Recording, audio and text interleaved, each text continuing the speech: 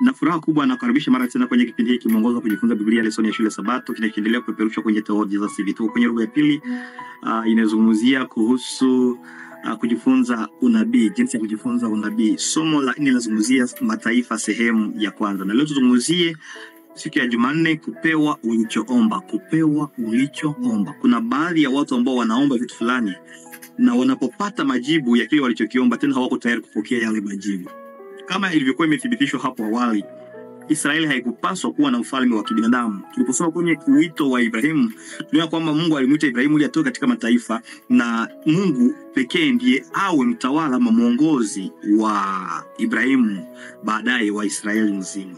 Lakini kufikia wakati fulani, baada ya muda fulani, imani ya Israeli iliyumba, nao wakajikuta wakitamani sana mambo ambayo mataifa wasio Wayahudi waliokuwa wakifanya. Ijapokuwa Mungu alitaka wawe tofauti na mataifa mengine, lakini wao pia walipenda kuiga kwa wale mataifa. Mpendwa, kuna hatari mara mtu anapoamua kuiga kwa wale watu ambao tumeombwa kutofautishana nao. Nitakusihi kusoma kwenye Samueli ya kwanza 8:4-18 na tuangalie kwa nini unadhani wazee waliona wazo la mfalme kuwa lenye kuvutia. Ni kwa njia zipi tungeanguka katika majaribu yale yale, mpendwa?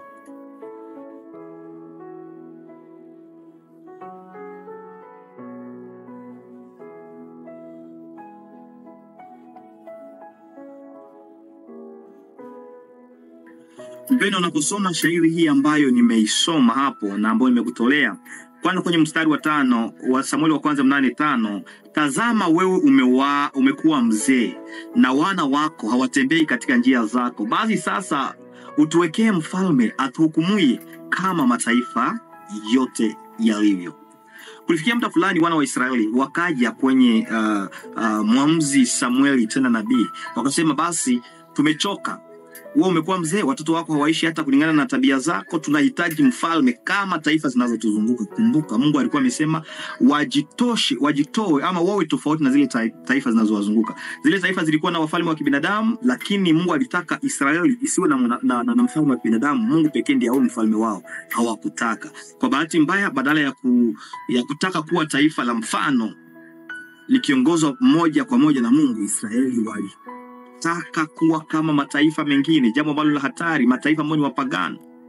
Kwa kuomba mfalme, walipomwomba mfalme, Samueli akasikitika na hakufurahi, lakini Mungu akasema pole Samueli, sio kwamba wewe ndio wanakataa, ni mimi ndio wananikataa. Kwa hivyo kwa kuomba mfalme walikuwa wanamkataa Mungu. Na hata walipoonywa juu ya matokeo ya kuwa na mfalme, waliendelea katika uasi wao. Mungu aliambia Samueli, basi waambia kwamba watakapokuwa na mfalme, yule mfalme atawagandamiza, atawanyang'anya binti zao, wana wao, watamfanyia kazi, chakula chao watakuwa kumtolea moyo ya 10 hivi na hivi.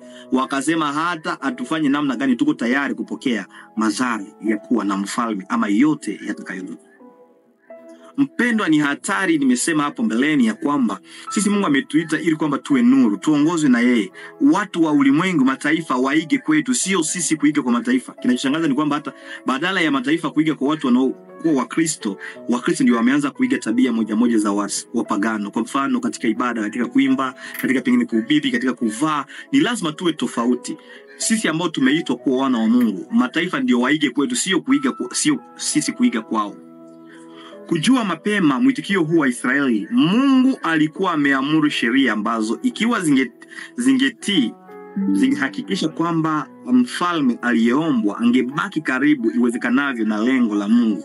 Kwenye Kumbukumbu la Torati 17:14-20, Mungu alikuwa amewaambia mtakapofika Kanaani, ikiwa mtahitaji mfalme, basi muombe mfalme katika taifa lenu, msimuombe mgeni, na asiwe na wake wengi, asije akawapotosha na kuwarudisha Misri, kwa sababu sitaki mrudi huko.